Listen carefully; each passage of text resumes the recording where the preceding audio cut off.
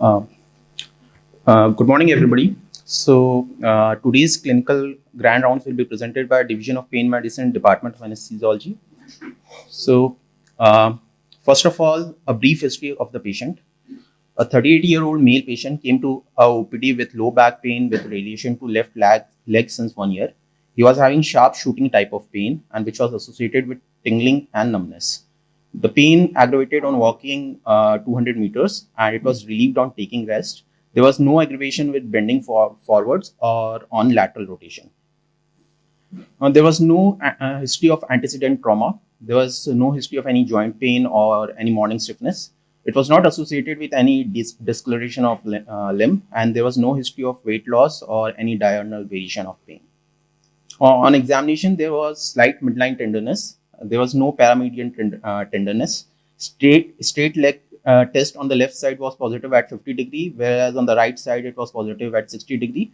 Flexion, abduction, and external rotation, as well as flexion, adduction, and internal rotation were negative.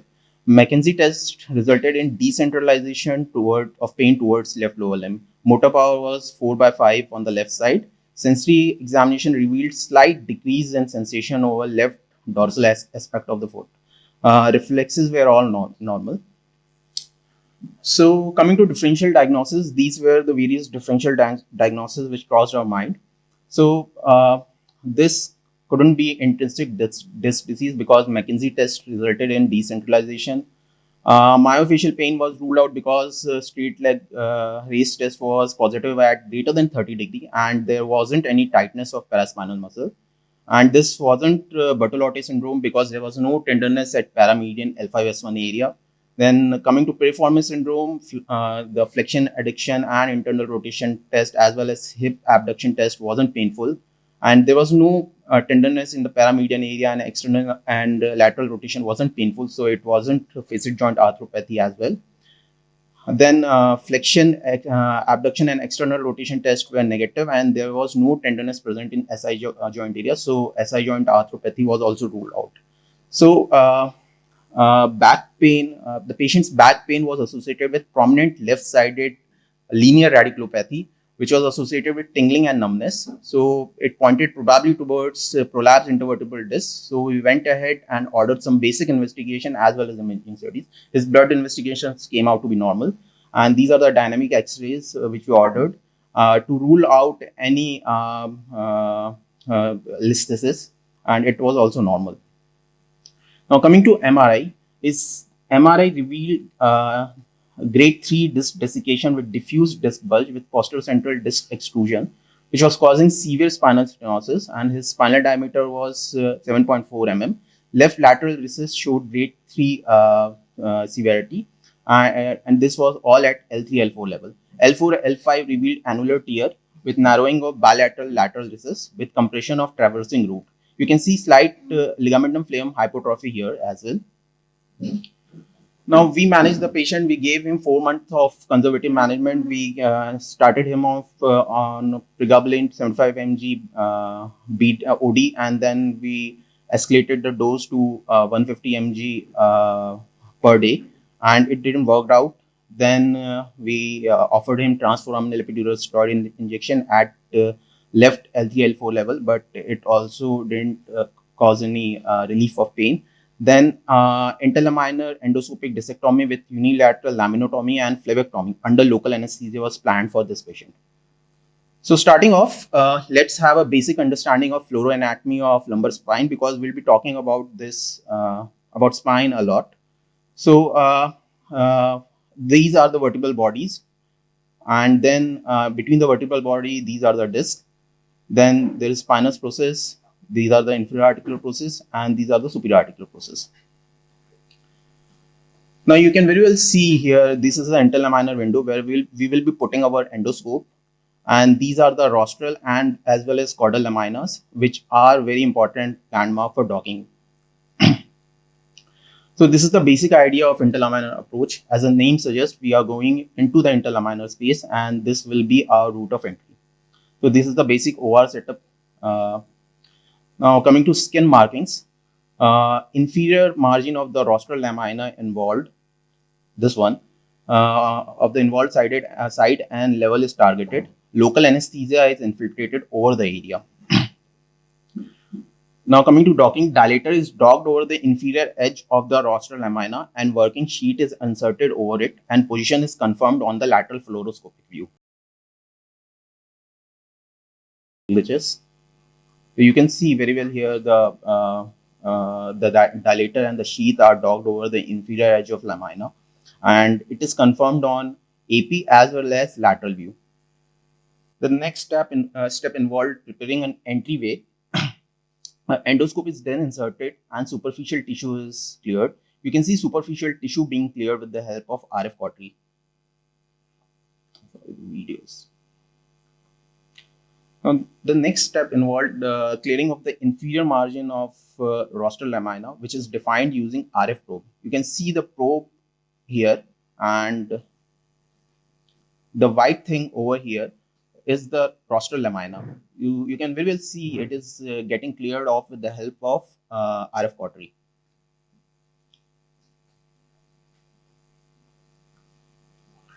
Now the next step involves laminotomy, which is done using diamond tip drill, and parts of the inferior margin of the rostral lamina are shaved off, and a sloping edge is created so that kerrison can easily punch off the bone. Again, you can see that in this animation, you can clearly cut off the rostral part of lamina. On the next step, kerrison punch is used to remove inferior edge of lamina till the free margins of ligamentum flavum is visible. In a few moments, you can see the yellow colored ligamentum flavum right here.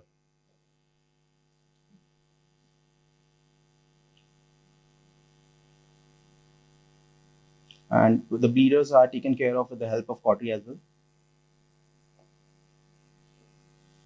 See, you can see the ligamentum flavum is now visible.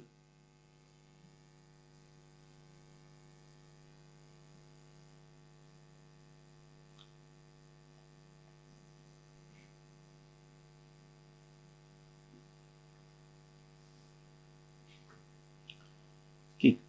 The kerrison is used to penetrate the flavum and remove ligamentum flavum. You can see a rent was created through which the fluid gushes in and the pressure separates the traversing root from the flavum. Now you can see the scoop is being used to separate the flavum from the edges of the lamina. So the idea is to, we try to remove ligamentum flavum en bloc, but it is not possible every time because the ligamentum flavum is quite thickened in a majority of pathologies. Now, the next step is phlebectomy. Flavum is removed in layers. And in a short while, you can see a glimpse of traversing root, which is lying just ventral to the flavum. So you can see here the beautiful traversing nerve root.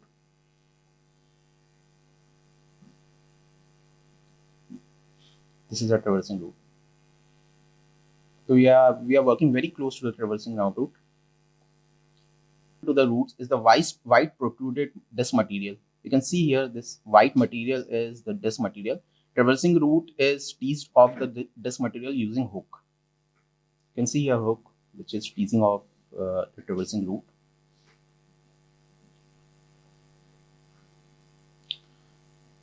Now nerve root is then lateralized with the help of nerve root retractor, and this is done in order to protect traversing root from injury.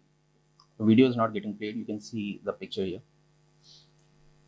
Next step involves insertion of annulotome, which is inserted to make a rent in the posterior longitudinal ligament, and it is confirmed on fluoroscopy as well. The next step involves removal of disc material using a forceps and thus decompressing the nerve root. You can see it is also confirmed on lateral fluoroscopic image. The position of our forceps is just inside the disc.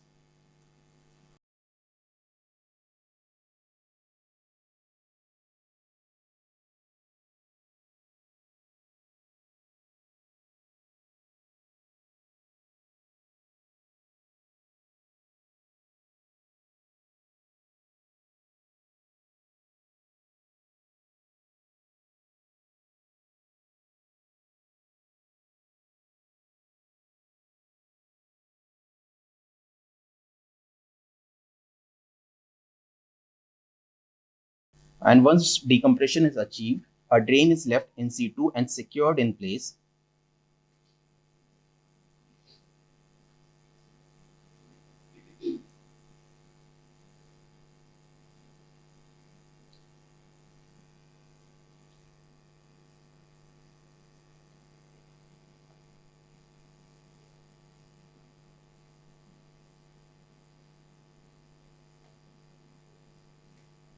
Drain is secured in. This is immediate post-op pic. You can see the length of incision and the drain in place. Now, post-op course, the patient was mobilized 3 hours post-surgery. Post-op motor power was 5/5, and VAS score of leg decreased markedly, and there was also significant decrease in radiculopathy. Drain was removed 24 hours after the procedure, and patient was discharged on post-operative day 3. And you can see a trend of VAS score in this patient. You can see just after the surgery, the VAS score decreased markedly, and it has kept on decreasing till date. And you can see that patient is literally now pain-free. This is the post-op wound. This is the post-op wound. Now talking about follow-up MRI. This is a post-op MRI, and you can see here nice decompressed traversing nerve root. Now, if we compare this with pre-op MRI, you can see decompression is quite evident, and we can also see nicely removed ligamentum flavum here. This black part is ligamentum flavum, and here you cannot see any black part. So we have essentially done flavectomy in this patient. And axial image also reveals the same thing. It shows good decompressed root, and we have created some space there by removing the flavum. And if you look closely, there's literally no damage to paraspinal muscles. So I think that's the beauty of endoscopic spine surgery. This is we have done 25 patients so far, and majority of the patients in last 4 months who came to us underwent interlaminar endoscopy, with L5S1 level being the most commonly involved level. And this is a trend of VAS score seen in those 25 patients, and you can see a general trend of improvement in VAS score post-op and in follow-up period as well. Now talking about microsurgical technique, it was easy in adoption, and it was pretty much reproducible, and the indications were quite clear, and that's why it was gold standard in the 21st century. But what about spine endoscopy? Spine endoscopy, well, it was very unfamiliar. It has large technical learning curve, and there was very limited learning opportunities, and you had to really go and seek out, and it wasn't available to everyone. So and imaging quality was not good as well. So really the early outcome wasn't as good as microsurgical technique. So people were adopting slowly to this spine endoscopy. But what happened? Let us talk briefly about the recent development in endoscopic spine surgery. In 2000, we saw in Germany, Hoogland developed this outside-in transforaminal approach. And it's the first time we are not going straight into the disc. We are using foraminoplasty. And before going into the disc, that's this concept of looking before you attack pathology developed. In 2005, we saw Reiten in Germany really kind of borrowed the interlaminar technique from microsurgical technique and start using it in endoscopy. So from 2005 to 2020, in the past 15 years, we saw the rapid explosion. We are seeing improved technology, and we see better cameras, we see expanding indications, and we see evidence growing and worldwide adoptions. If you just look at the amount of publication in the past 10 years, you can see it is just skyrocketing. Now, these are the various indications for endoscopy. It can be used in all kind of herniations, be it lumbar thoracic, cervical, as well as stenosis surgery. Then people are using it for fusion and revision surgery as well. Now, talking about how is it advantageous, how the spine surgery is advantageous. Well, the working channel of endoscope provides a field of vision which can be ranged from 0 to 15 or 30 degree depending on the scope, and it allows for being able to look really around the corners and look under the corners. The diameter gives you maneuverability, plus the field of view, it really lets you cut around the corners and preserve the bone. So you can see this is a CT scan of a patient who underwent tube versus spine endoscope, and you can see how much bone is taken out with a tube and endoscope, and that's because that simple ability to look around the corners. Now, why is it advantageous? Obviously, there is less tissue manipulation. It is beneficial in patients with large BMI, and the risk of general anesthesia is bypassed. Irrigation acts as a barrier to durotomy as well as it prevents infection, and there is smaller incision site, and the surgery is biomechanically least destabilizing. There was a study which compared posterior decompression versus transforaminal, and it found out that transforaminal resulted in literally no instability, whereas posterior decompression was correlated with increased destability. When is it advantageous? Obviously, the decompression procedure, it is advantageous in all decompression procedures, and a good decompression means a happy patients, but not all decompression are equal. So we'll see how different decompression vary, the result vary in different patients, and it depends on the invasiveness and complexity of the pathology. These are various factors which influence patient outcome, and of all the outcome, invasiveness of the procedure is something which is very important, and we can do something about it. This paper showed how much tissue destruction and how invasive is your surgery really correlates with the complication in 5 out of 6 organ system. Now, talking about data, the best data is randomized controlled studies, and this is data from New England Journal of Medicine looking at 247 patients of Swedish spinal stenosis study. They were randomized to decompression versus decompression plus fusion group. And it's interesting that there was no difference in clinical outcome and reoperation rate, but the reoperation rate was still pretty high. Now, talking about the adverse event, the study showed an average adverse event was 40, and 40 is pretty high adverse event with laminotomy, but this is the best data of the real world. So idea is that these open procedures are not as benign as we think. Now, this is another study, SLIP study, which is another great randomized control study of 66 patients. They looked at non-mobile single-level grade 1 spondylolisthesis, and again the outcome was similar, but they did have very marginal improvement in fusion group in the SF36 score. But again, the fusion group had higher hospital stay, and the reoperation rate was lower in fusion group. And you can see the adverse event rate was high in both the groups. Now let us look at first endoscopic randomized control trial, and here we see a prospective randomized control trial of 100 endoscopic versus 100 open microdiscectomy, and you see really there was no difference in clinical outcome, but we start seeing this trend towards less post-operative pain, less use of pain meds post-operatively, and less work disability. The complication rates were lower. We see 10 in endoscopy group versus 25 in open group. Now let's look at numbers again. These are the list of complications that exist, and the most of the complication for endoscopy were just reoperation for recurrence, and that's 10 versus 25 for open surgery. And you can see we have wound complication, medical complication, then there is infection, then there is hematoma. Now, this is the next randomized control study, and we are talking about the best data that's available right now. And this is the study from 2017.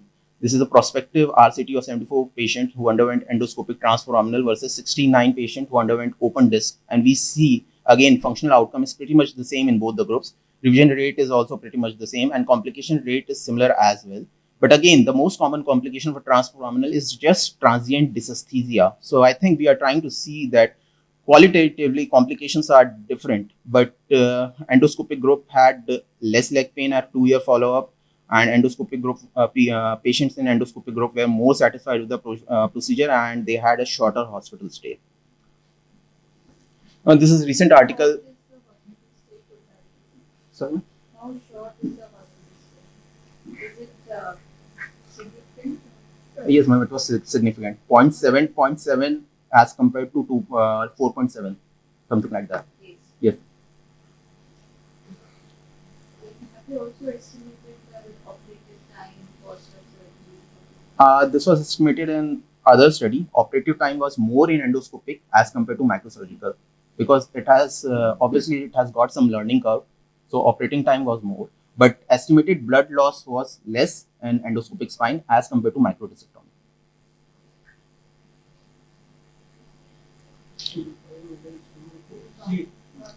So this is really recent article that came out about 2 years ago, and this is from Netherlands. This is a prospective randomized control study, and again similar outcomes. We are seeing the trend here. It doesn't matter how you do. If you take the disc out, patient will get better. The endo group, as expected, has lesser opioid use. Higher score means more pain. Was higher Yes, score ma'am. means more pain. Yes, ma'am. More microdiscectomy. Yes, ma'am. So endo group, as expected, has less opioid use, and again we see the same trend, greater improvement in leg score, and again the complication rate is pretty much the same, and you can see definitely more complication in open group, but it is non-significant.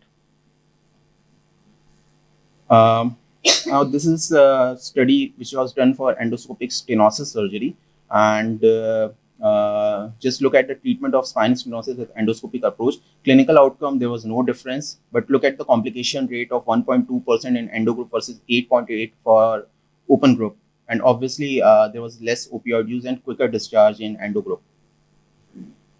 This is another paper which shows that 1 year follow.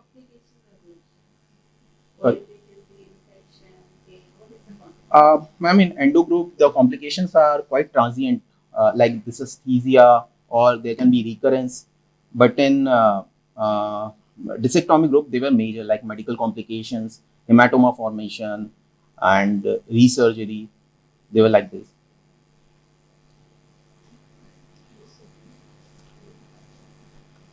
So this is another paper which shows at 1 year follow-up, there's less back pain, less leg pain, less disability in endoscopic group, and it was quite significant. The adverse event was 26 versus 8%, 8%. So we are again seeing the pattern where endoscopic really has less complication and very favorable risk profile. And this is a meta-analysis which analyzed 6 randomized control studies looking at 646 patients comparing endoscopic versus microscopic surgery for spinal stenosis. And you can see the 2 studies are from Korea, 2 from Germany, and 1 from Saudi Arabia, and 1 from China. And the meta-analysis revealed that endo has a greater leg pain improvement and a decreased risk of complications. Now, if you look at the risk profile for spinal stenosis, we start to see a big difference as compared to microdiscectomy. Now, we start to see that when you start to use endoscopic technique, you really get into that benefit zone of endoscopic spine surgery. And you can see that for increasing complexity, benefits of endoscopic spine surgery are far better. Now, coming to complications, the most feared and most dreaded complication of endoscopic spine surgery is dural tear. Then there can be epidural hematoma. Retroperitoneal hematoma is commonly seen in transforaminal approach, and it is quite uncommon in interlaminar approach. Then there can be post-op dysesthesia, which is also commonly seen in transforaminal approach. Then complication can arise due to wrong levels, and there can be incomplete decompression.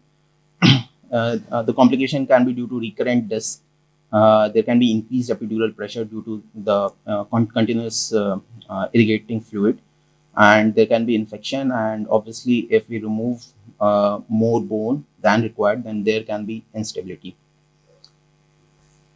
So, coming to last part, the take-home message: spine surgery obviously has got a learning curve, and right selection of case is of paramount importance, and it minimizes the collateral damage of open surgery. It also minimizes the risk related to general anesthesia, and it can be really a game changer. And spine endoscopy, when done through endoscopy, is as good as daycare procedure. And these are my references. Video. So, where all do we have these equipment? Because I believe this is also a forte of spine surgeons. ये मतलब ये लोग का जो जैसे हम लोग का छोटा सा dish total transversing nerve plus heredity nerve का न्यूरोलिमिट है, उसके अलावा हम ये लोग हैं अपना इम्प्लांट डालना हुआ तो इसी चीज़ों का कारण है, उसको जिस तरह की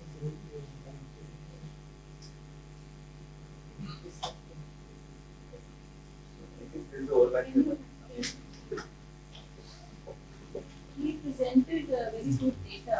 There have been RCTs comparing endoscopic and microscopic procedures. I think some are done by orthopedists, some may be done by pain specialists, or some orthopedists is also part of some pain institutes and spine institutes where other pain specialists are there. So what I want to know is that this is a very, very specialized field.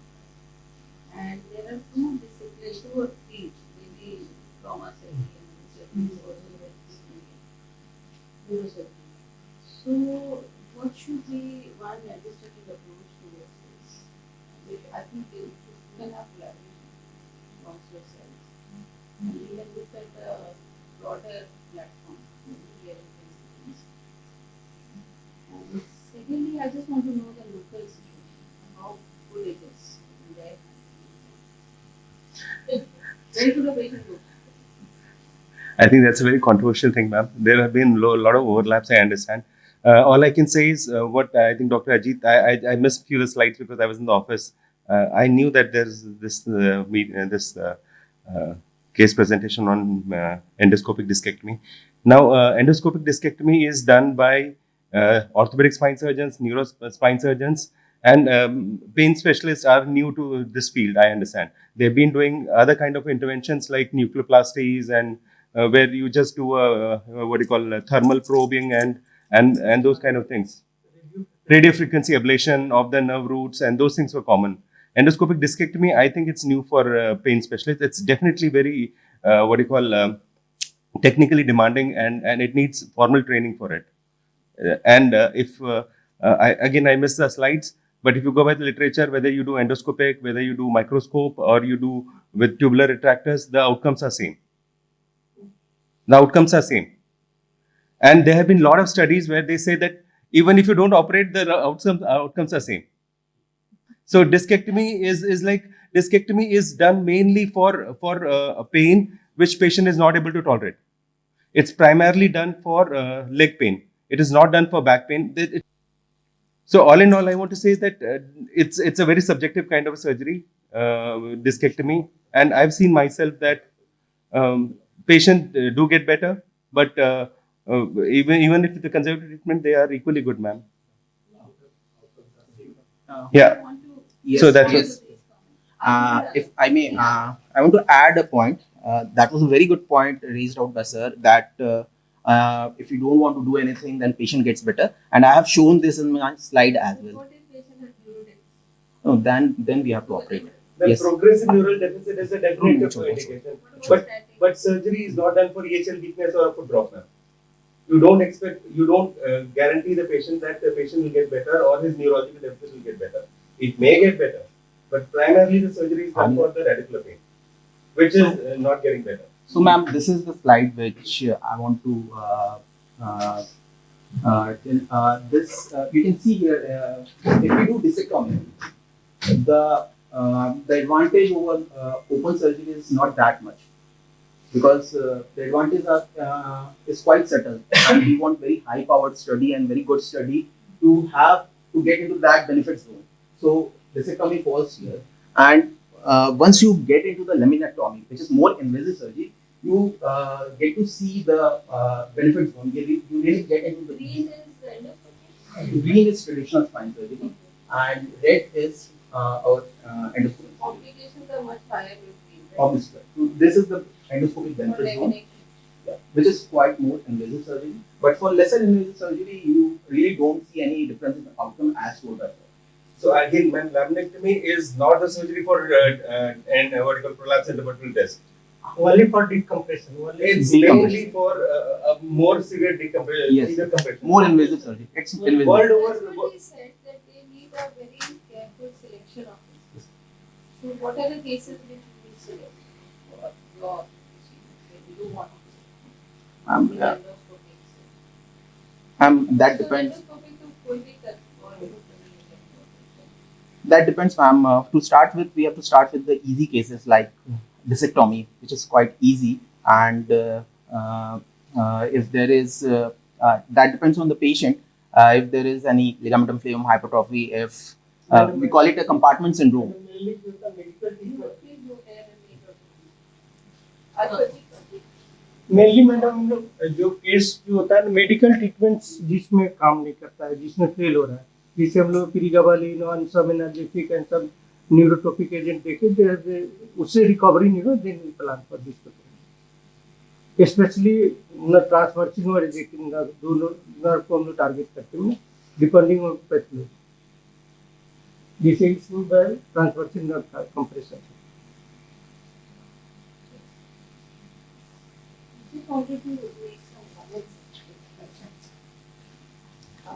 My dilemma in this is that one, that we have different specialities who are addressing a particular problem, which is, in this case, it is pain, which comes into the purview of pain medicine.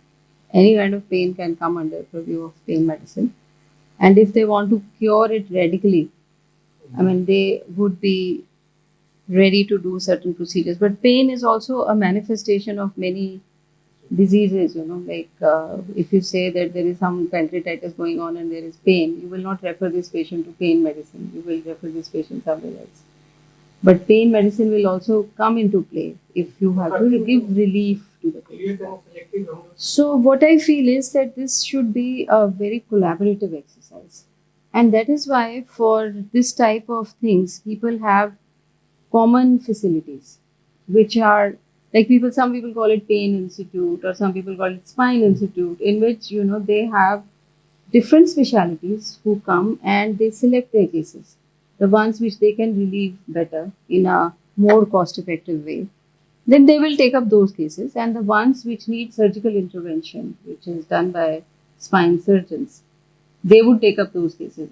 I don't really know what is happening to this endoscopic spine surgery in AIIMS Rishikesh.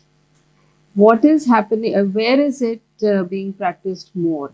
Because I think you have started only 3 months, 4 months ago. Where was it being done earlier? And do we have facilities to do it elsewhere in the institute? Because I believe there are apparatuses available in trauma center and other places. So, what I mean to say is that since it would be, I think, your presentation was excellent, very good. And the way you, I think you will clap for it. So,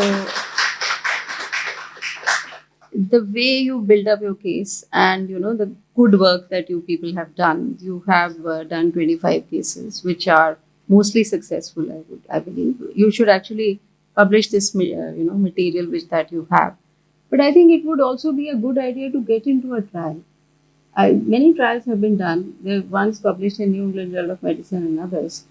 It is time that we also do some trials of this kind. I don't know what the Indian literature is like, because I don't think they have so much of collaboration and faith in each other that they will get into a trial that, yes, I'll randomize this patient to this treatment, randomize the other patient to the other treatment. But I think you can do it if you have sufficient load of patients. And I think spine pain is something which is so common, everybody has it. So that is why most of the patients who can tolerate or who get well on conservative means with pain relief and yoga and all those, they will not come to you. But the ones who are persistently having a problem, who are having neurodeficits, and if neurodeficits are getting severer, then they will certainly need a much quicker way of relieving that compression which is going on. So for this, a cost-effective analysis in our setting will also be very, very useful. Now that you have presented randomized control trials, you presented some meta-analysis also which have been done. Now is the time to see, based on our own data and our own costing patterns, what is the cost effectiveness associated with this. One is relief. People are more worried about relief. They are not that much worried about money. The hospitals are more worried about money, and they want to know where to invest, which equipment to buy, how many to take, which department should buy that particular equipment. So we need to know all that. And we certainly would like to develop such specialties, because I don't think this kind of procedures are being done in many places.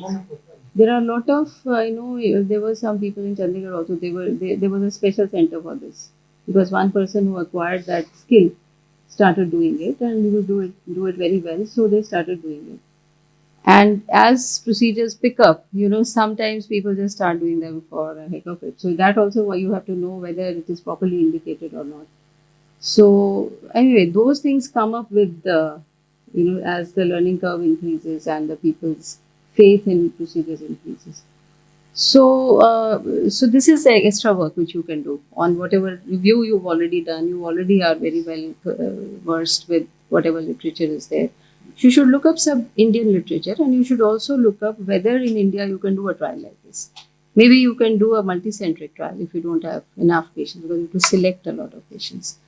But I think with the orthopedics and pain people, and also other people, if they PMR, if they are also doing something, one can set up a clinical trial for this particular purpose, a large clinical trial. I think that would be a good thing to do in our, because ultimately we want to know which procedure is saving more money and which procedure is giving more pain relief and ease of life or quality of life, which also you showed that there is some data which is. It was a good presentation, and I think you can continue to have some discussion. Madam इसके duty है, इसमें हम लोग anaesthesia में madam local anaesthesia देके ही करते हैं, जिसमें पेशेंट टेबल से हम लोग उठा के लेके आ सकते हैं. There is no GS. बीच में हम लोग को no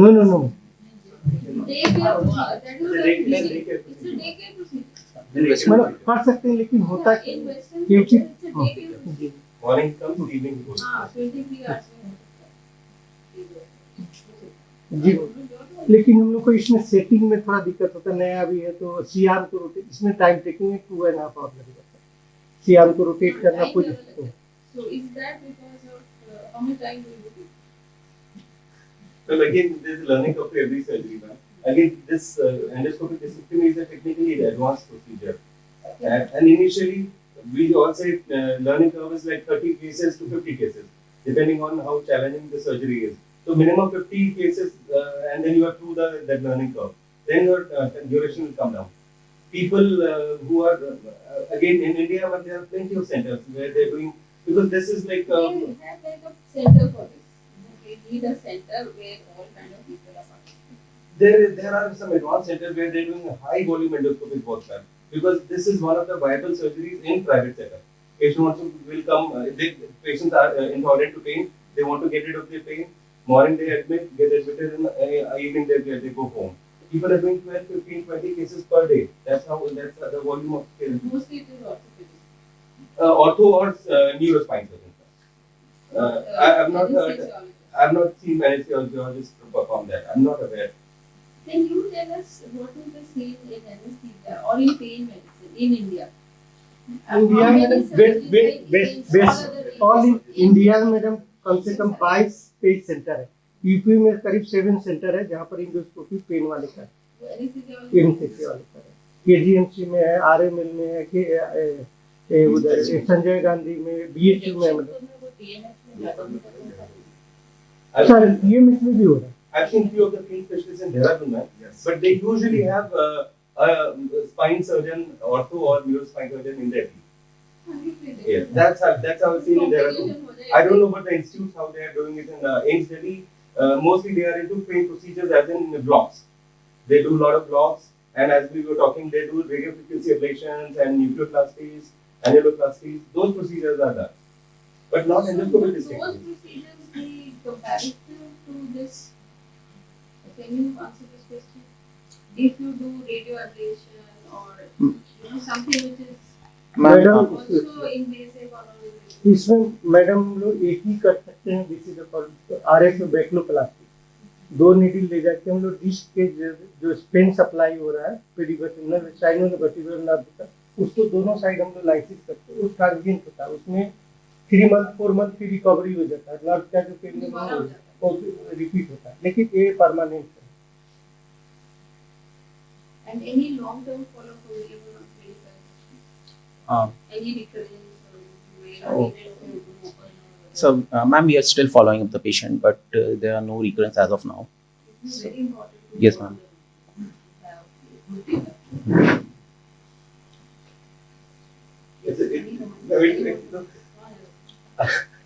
Now, what I mean to say is that I've been asked to bell the cat. You know, it becomes very difficult. This is a controversial topic, and it's like taking head on who's the right person to do and not. I think everyone has a, everyone. Yeah, but it's. I just want to say it's a technically advanced kind of a procedure, and you need to have a formal training before you. I'm not doing it because I'm not trained. We have started it. Bhaskar is doing in trauma center because he's trained in it and he does a lot of endoscopic work.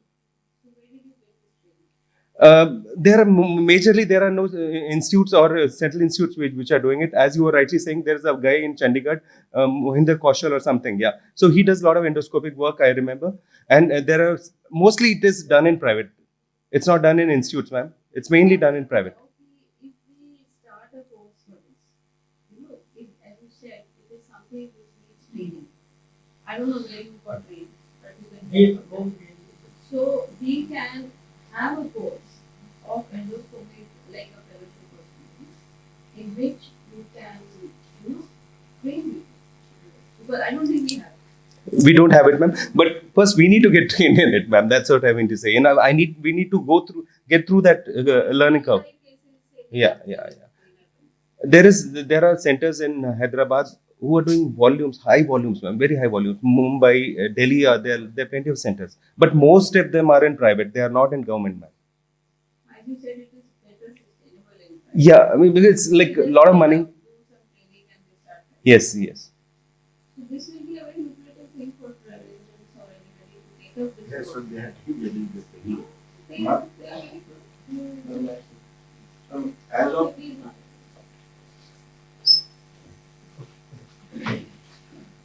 Ma'am, to my knowledge, one place where this type of surgeries is very commonly done is in Korea. Korea is coming up as a very big center where they are doing a lot of endoscopic surgeries. And they have a good volume of patients also. So most of the people who are doing in India are somehow or the other, they are getting trained in Korea or they are getting some collaboration from there.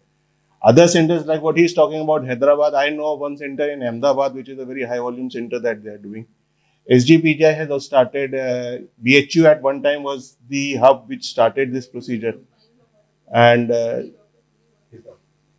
so they are centers, ma'am, but they are small centers which are there. They are individual centers which is there. Till now, a course per se in endoscopic spine surgery of this caliber is not there because the field is not only limited to an endoscopic spine surgery. The spine surgeons like Dr. Pankaj is doing a lot of spine surgery, so he's using all sort of approaches, like open approach, also endoscopic approach. But for us as a paying physician, what is important is we are only doing a percutaneous endoscopic spine surgery under local. And that is the beauty of this thing. And why a number of pain physicians are coming up into this practices because we are avoiding, and a lot of patients also come because the fear of that general anesthesia and surgery that gets overpaced because they are doing a percutaneous procedure under local. So what I know of a couple of my friends also who are anesthetists who are taking up this, they are all people who are trained anesthesiologists, had some degree in pain, and then they started doing it all under local. Other center which is there where this procedure is very common is in Singapore also. Singapore General Hospital, because one of my colleague, Shiv Rana, he got trained in Singapore. So these are few centers where if we want to teach our faculty, we should send our faculty to these centers so that they can be trained and then they can start the course. Thank you. This is a overlapping branch, ma'am. This procedure is done by neurosurgeon and orthopedician and spine surgeon. So till now, collaboration is not possible because who is the right person to do this surgery? And this is a national debate. It's not yet settled. So that's why we are not able to come up in the institute level, ma'am. This, ma'am, that Indian study, this ISSP, that is a study of Indian the Society for Study of Pain at Indian level is trying for last 8 to 10 years regarding formulation guidelines and training, and they are still not yet come to the conclusion. This ISSP body. International is Same competition must be going on in yes, ma'am. Yes, ma'am. Because of this institute level, we are not able to come to the conclusion and have a collaboration also. And still many that in India, there is a transparent Dr. Gore, who's from Pune, ma'am. He used to teach a lot he's a father of endoscopy. Since they started their own. Yes, ma'am. Anyway, they will the operation theatre. So this national debate is going on at both in national and institute level, international level. You want to say something on the guidelines? Yes, ma'am. American Society of Pain and Neuroscience have come up with the guidelines, what all interventions can be done by interventional pain physician and what all cannot be done.